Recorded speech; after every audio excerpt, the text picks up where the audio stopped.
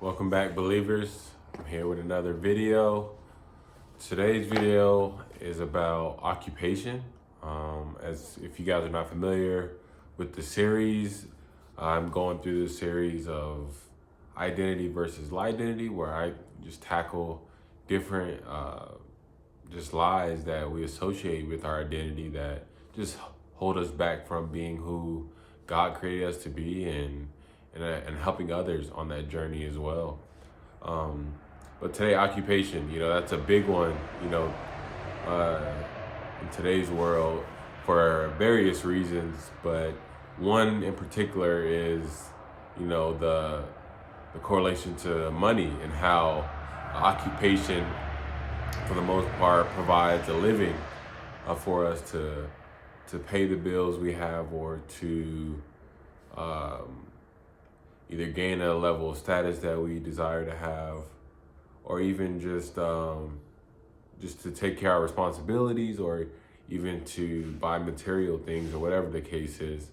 Um, so, but I think now, and just from my experience, I've just seen how the occupation has just been misconstrued with identity, but most importantly, people looking at their another word for occupation, but they're looking at their job as, oh, my job is, this is my essence, this is who I am. But in all actuality, it really isn't. It's just an expression, or just another means to help with building your character development.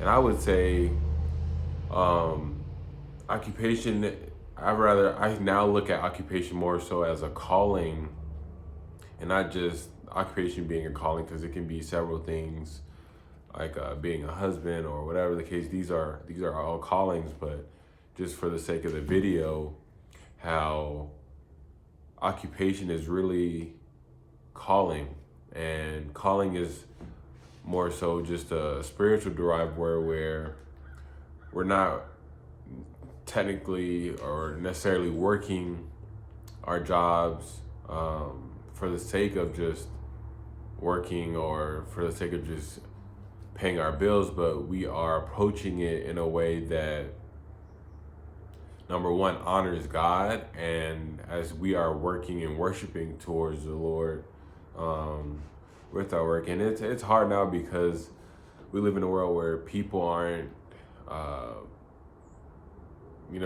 great examples of leaders, or of communication, or just of treating people well, and it just being ethical and having morals within the workplace.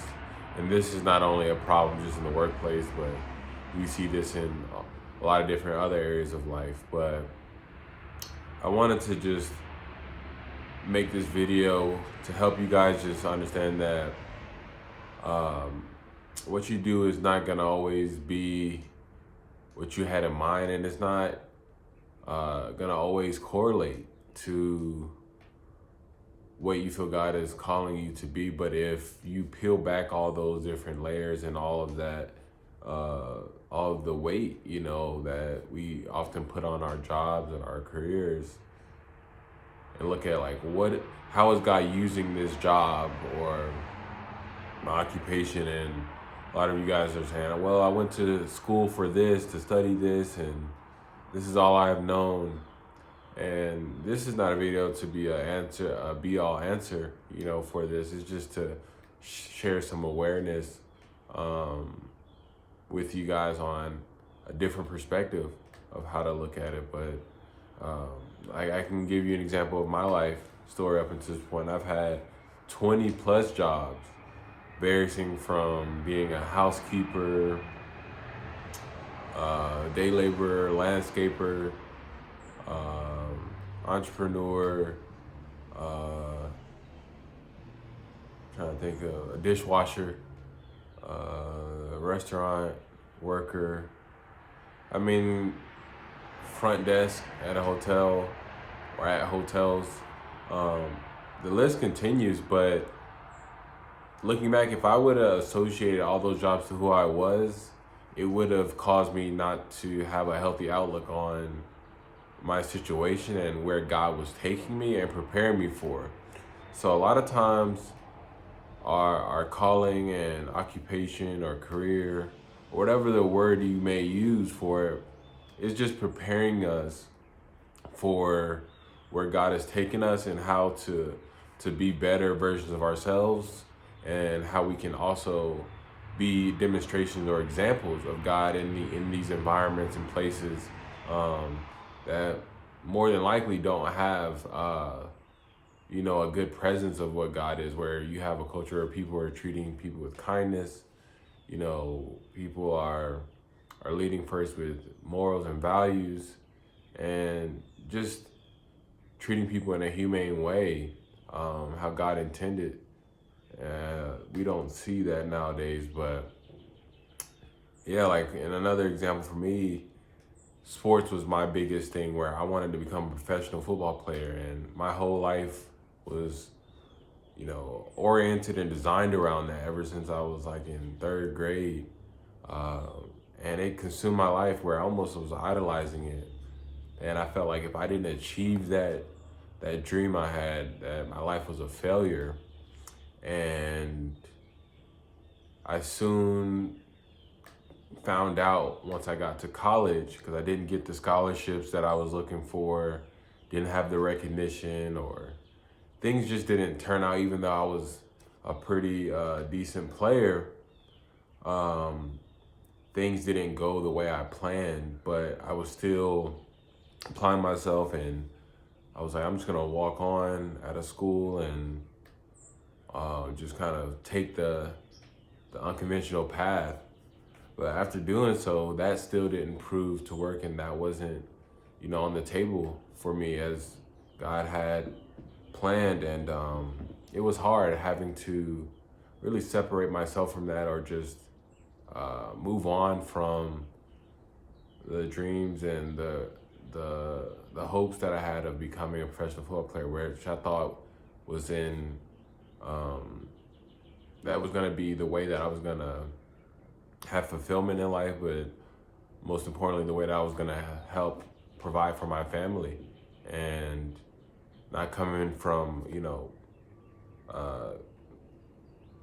good financial means, I was like, man, this is my only way out. And I'm sure a lot of you guys may resonate, that come from, you know, African American or Hispanic communities, maybe even some other communities. But I've seen this be a very common fortitude, where we're all like, in the hood, and come saying like, man, we're gonna make it to the pros, and that's the only thing we're kind of taught, or the only thing we cling on to for whatever reason. But reality does come, and that doesn't say that you're not talented or whatever the case is, but God just has other plans, and I had to learn that. And it felt like defeat, because I felt like I had to basically redefine myself, or almost allow God to redefine myself. But I was more so like, what do I do now, once like I tried out for the third time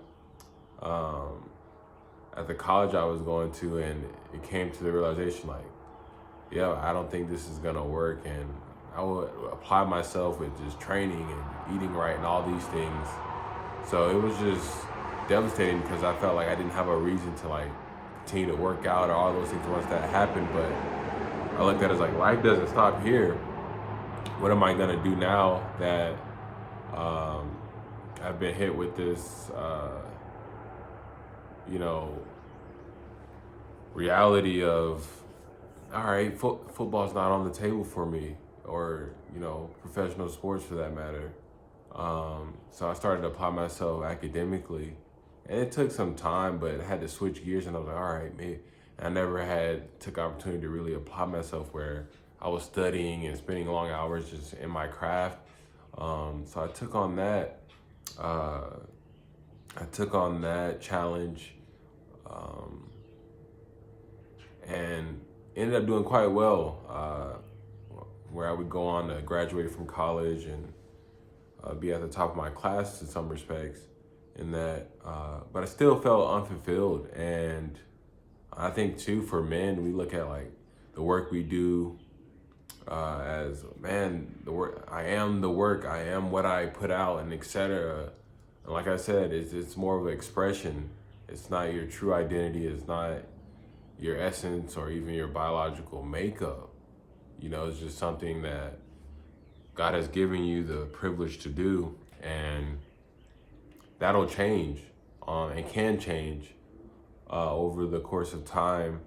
But the values, the experiences, the character that you develop along the way helps you just have a broader picture of how God operates, and most importantly, how others operates, to help you be more service minded, just in your outlook versus like selfish,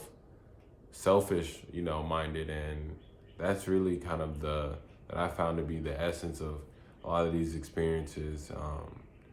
And even with occupations, like there's some people who look at, or you can say a lot of people, they look at their job as like, man, I have to make the XYZ amount of money to feel like I'm needed, or to feel special or valued. But that also is a misconception, because money doesn't always equate to your value, and money also doesn't equate to your significance or your worth, or whatever things that you may kind of put in your head. And that is important to recognize, because, and even myself, I was just like, man, I have to make this amount so that I can, I was coming out of school just like, I want to make the highest that I can make, to feel like I'm, exceptional and all these things, not knowing I was playing a game. I was playing a game within a system that continued to perpetuate the notion of just the hustle culture, perpetuate the game of status, the game of comparison, the game of competition, which, competition is not all bad, but a lot of it is, because it's you comparing yourself to others to try to make yourself feel better, versus like, competition just being like, how can I challenge myself around others so that I can get better, but not taking away from what they're doing, but just enhancing, my skills and abilities. But we don't look at it that way.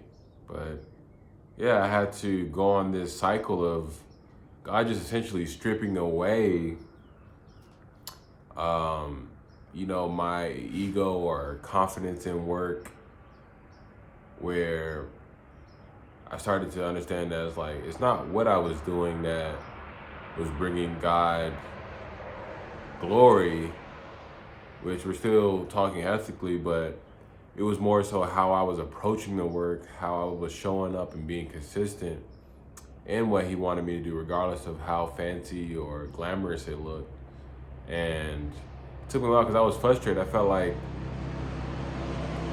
my work wasn't challenging me in certain respects or certain periods of time, and just felt kind of useless or underutilized. And God was just kept reminding me about not to focus on the money and not to focus on how things look and etc., which, let's be real, is like, not focusing on the money is one thing, but yeah, you're saying, oh, I gotta pay my bills and all those things. So, and that's, pretty reasonable. But it was showing that everything is like a building block, to essentially getting to where God had intended for you. And that will come at a cost and great sacrifice of your time, of yourself, your ego, your personality, all these different things that will be stripped away, but it will just make you a better person in the long run. And even you can look at even men in the Bible, even with like David. I always imagine like David, when he was a shepherd, a young boy shepherd, just shepherding the sheep and being the youngest, one of the youngest or the youngest out of his brothers, and his brothers having a lot of the inheritance and you could say more responsibilities and those things, while David was left, just having to protect sheep and having very marvelous, encounters where he's protecting them from lions and all these other things. But I'm pretty sure he would also be like, God, I'm just out here, I'm just out here just, sometimes it feels lonely. Sometimes it feels like, I don't get really recognition for what I'm doing. But he remained faithful in that, and even kind of made light of it by just playing his harp or music or something like that when he would be in these moments to, I guess, worship too in that regard. And then we always hear about the story where he then gets elevated, where he gets elevated to king, and right before becoming king, defeating Goliath, which was a man that was physically bigger in stature, had more experience, was a giant, basically outmatched David in so many, almost in every capacity. But God still used him to take down Goliath and to be king. And the rest is history with David's story. But you can just look at different other characters or men in the Bible or people in the Bible where the thing that God was calling them to do changed. Even with like Paul, who was persecuting Christians and was a tent maker, missionary, and all these things. You see this fluctuation of what men did for work, and even Jesus Christ, who was a carpenter, which a lot of us, even from my experience, we don't focus on the aspect that he was a carpenter, but nowadays we can imagine how humble of a position that was, just in the sense that it's not anything glamorous, but it is extremely needed and functional. But we get to see that Jesus's ministry and how he leveraged what he did for work in that capacity to help minister to others and continue to just be the perfect example of us to follow. So I encourage you guys to not to look at all the like glamorous positions and I studied basically something that's in the STEM field with landscape architecture, which now is called like STEAM. But a lot of that gets glorified too, of like being in the engineering and the sciences and architecture and in the mathematics. Those get glamorized, or being coders or IT or technology, those things, which there's not one trade that's better than others. Some do make more money than others, but if we go back to what is it that, asking ourselves, what is it that God is calling us to for this period of time? Because sometimes it's not going to be something we do forever, and that's okay, because nothing really lasts forever and is forever outside of our Lord and Savior, the Most High, the Creator of all things. And we have to be okay with that and surrendering that and understanding that we don't get our prominence from what we do, but it can bring about some fulfillment, but not the ultimate fulfillment. And so it's really putting it in place and understanding that too, whatever we're doing for our work should be with the pursuit of service, of serving others, just like how Jesus Christ did. That was the main takeaway, at least for me, that I noticed just in observing his life from the Bible, how he just served and he put others before himself, but was still bold and courageous and authentic and obedient above all else. So just look at it from that angle, because that'll help you have more peace and liberation, and really asking God, because it's a gradual journey of like, God, what do you want me to do in this season? Or I don't know if I have the skills, or because you're gonna have doubts and all these things, but going back to God in prayer, meditation, and then fasting, asking God, what is it that you want me to do, and how can I please you with what I'm doing? And that's gonna unlock so many revelations and just answers for you to move forward. And then understanding too is like, I mentioned a little bit earlier about the price that it takes. Some of you may be demoted or fired or just not given certain opportunities because you are living boldly for Christ and living boldly just for the kingdom of God. And we know, like, in this world, that is not celebrated, that's not appreciated. So understanding that aspect as well, and how you'll be outcasted even within certain jobs or companies or arenas of work. So just preparing yourself for that and understanding it like wearing it like a badge of honor, even though it'll feel uncomfortable. I had to learn that as well, and I was just like, man, you see a lot, like sometimes some people will recruit you in different ways, and then once you get to a place and they really are exposed with who you really are and how you're obedient to God above the money or the title or the positions, that comes across in a peculiar way that makes people fearful, makes people just not want to communicate with you, and just keeps you out of those certain rooms. And that's okay, because knowing that these jobs don't define my livelihood, my trust is in the Most High God, and He'll always make a way like He's always had. And I have to remind myself of that, because it's so easy to have amnesia, when it comes to like what God has done in our life. But God, I'm sure you guys can say the same thing and attest to the same thing of like, wow, God has really showed up for me. At all times, even in moments I thought, I was like, it was over for me, or I was gonna just be in a catastrophic position.